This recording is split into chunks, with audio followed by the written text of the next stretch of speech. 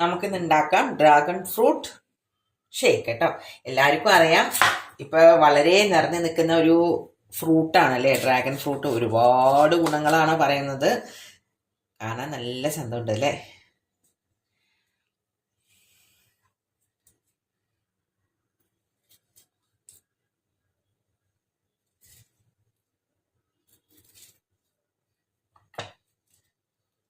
ഇങ്ങനെ ആക്കുമ്പോൾ തന്നെ വരും അത്. വേണ്ട, ഡ്രാഗൺ ഫ്രൂട്ട് തൊലി കളയാൻ വളരെ എളുപ്പമാണ്. ഇതെങ്ങനെ ഇങ്ങോട്ട് എടുത്ത് കളഞ്ഞാൽ ഇത് മാത്രമായിട്ട് നമ്മുടെ കയ്യിൽ കിട്ടും. വലിയ വികാരമൊന്നും ഇല്ലാത്തൊരു ഫ്രൂട്ടാണല്ലേ, പക്ഷെ ഒരുപാട് ഗുണങ്ങളാന്ന് പറയുന്നു.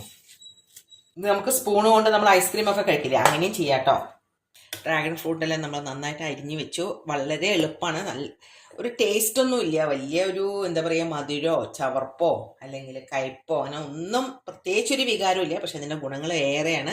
ഇത് എൻ്റെ പുതിയ കത്തിയാണ്. എങ്ങനെയുണ്ട്? ഇത് ആമസോണിൽ നിന്ന് വാങ്ങിച്ച അസല് കത്തിയാണ് കേട്ടോ.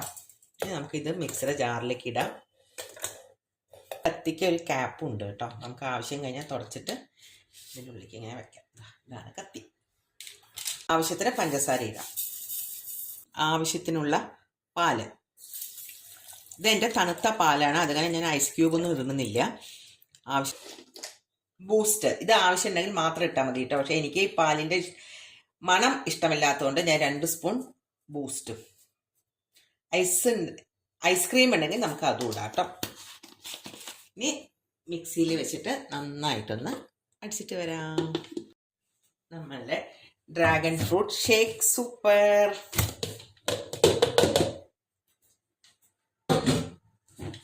നമ്മളുടെ ഡ്രാഗൺ ഫ്രൂട്ട്